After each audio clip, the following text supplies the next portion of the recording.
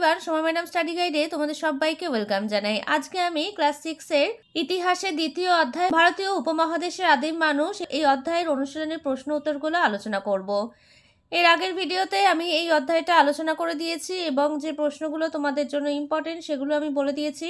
তোমরা এখনো পর্যন্ত যারা ভিডিওটা দেখে উঠতে পারোনি, আমি ডেসক্রিপশন বক্সে লিঙ্কটা শেয়ার করে দেবো, তোমরা দেখে নেবে। ভিডিওটা বেশি থেকে বেশি লাইক শেয়ার করে নেবে, আর আমার চ্যানেলে এখনও নতুন হয়ে থাকলে চ্যানেলটা সাবস্ক্রাইব করে নেবে, আর পাশে থাকা বেল আইকনটা অবশ্যই প্রেস করে নেবে যাতে আমি চ্যানেলে নতুন ভিডিও আপলোড করার সাথে সাথে নোটিফিকেশন সবার আগে তোমাদের কাছে পৌঁছে যায়।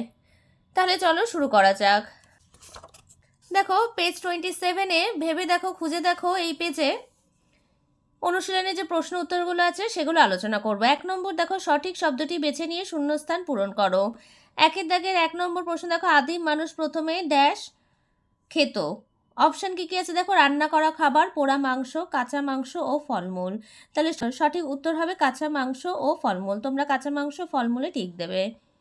1 দাগে 2 নম্বর প্রশ্ন দেখো, আদিম মানুষের প্রথম হাতিয়ার ছিল ড্যাশ।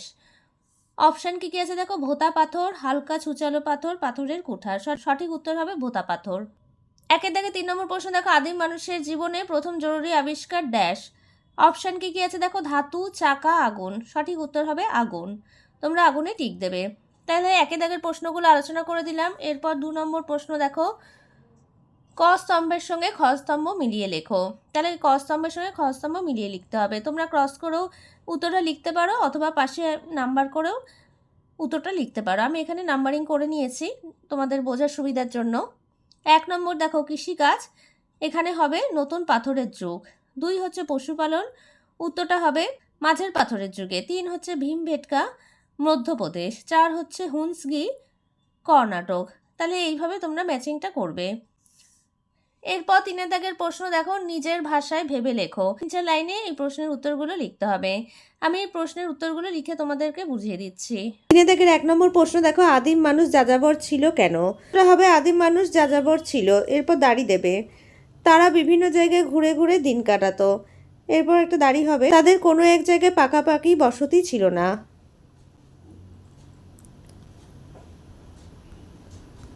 এরপর হেডিং করবে যাযাবর জীবনযাপনের কারণ। ক নম্বর দেবে খাদ্য সংগ্রহ। এইভাবে পয়েন্টস করে লিখবে। আদিম মানুষ নিজেদের খাবার নিজেরা বানাতে পারতো না। এরপর দাড়ি হবে, তারা বন জঙ্গল থেকে খাবার সংগ্রহ করে খেত। এর পরের পয়েন্টস লিখবে শিকার ও ফলমূল জোগাড়। আদিম মানুষ শিকার করে ও ফলমূল জোগাড় করে খাবারের চাহিদা মেটাতো, আর এই শিকার ও ফলমূলের খোঁজে তাদের বিভিন্ন জায়গায় ঘুরে বেড়াতে হতো।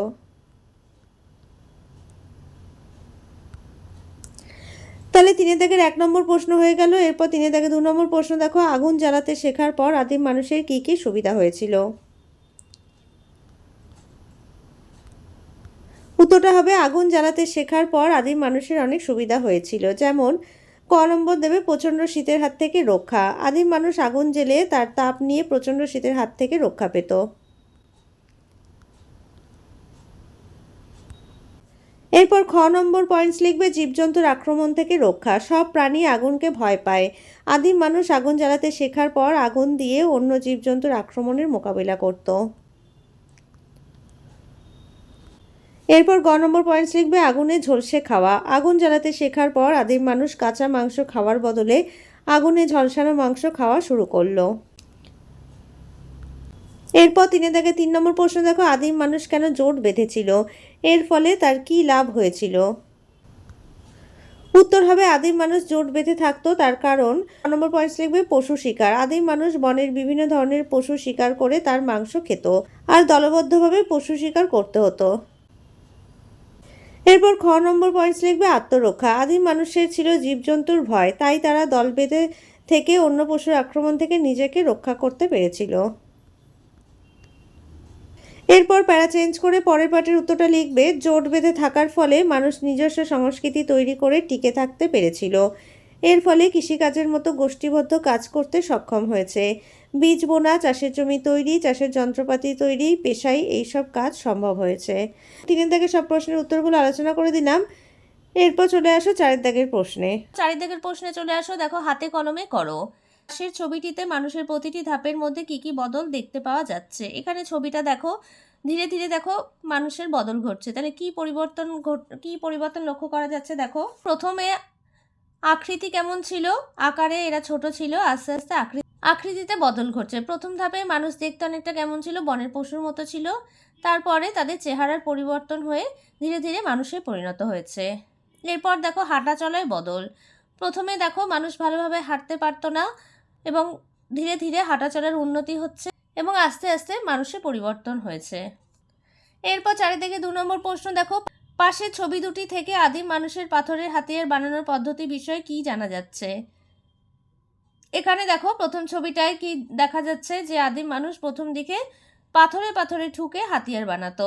দেখো দুটো পাথর ঠুকছে, এইভাবে হাতিয়ার তৈরি করত। এরপর সেকেন্ড ছবিটা দেখো, দ্বিতীয় ছবিটা থেকে দেখা যাচ্ছে যে আদিম মানুষ ধীরে ধীরে উন্নত হাতিয়ার বানাতে শিখলো, এবং হাতিয়ার বানানোর জন্য তারা পাথরের ওপর ধারালো পাথর ধরে, দেখো একটা পাথর ধরে আছে এবং আর একটা পাথর দিয়ে ঠুকে ঠুকে হাতিয়ার বানাচ্ছে। এইভাবে তারা হাতিয়ার বানানোর পদ্ধতির পরিবর্তন করলো। তাহলে উন্নত ধরনের হাতিয়ার বানাতে শিখলো, ধীরে ধীরে উন্নত ধরনের হাতিয়ার বানাতে শিখলো। তাহলে আজকে আমি অনুশীলনের সব প্রশ্নের উত্তরগুলো আলোচনা করে দিলাম। আমার পড়ানো তোমাদের কেমন লাগলো আমাকে কমেন্টস করে জানাবে, আর পরের ব্যাপারে যদি কোনো প্রশ্ন থাকে তাহলে আমাকে কমেন্টস করে জানাতে পারো। ভিডিওটা ভালো লাগলে একটা লাইক করে দেবে, আর একই ক্লাসের বন্ধুদের সাথে ভিডিওটা বেশি করে শেয়ার করে নেবে। আর আমার চ্যানেলে নতুন হয়ে থাকলে চ্যানেলটা সাবস্ক্রাইব করে নাও, আর পাশে থাকা বেল আইকনটা অবশ্যই প্রেস করে নাও, যাতে আমি চ্যানেলে নতুন ভিডিও আপলোড করার সাথে সাথে নোটিফিকেশন সবার আগে তোমাদের কাছে পৌঁছে যায়। আজকে আমি এখানেই শেষ করছি, পরে দেখা হবে নতুন আরও একটা ভিডিওতে।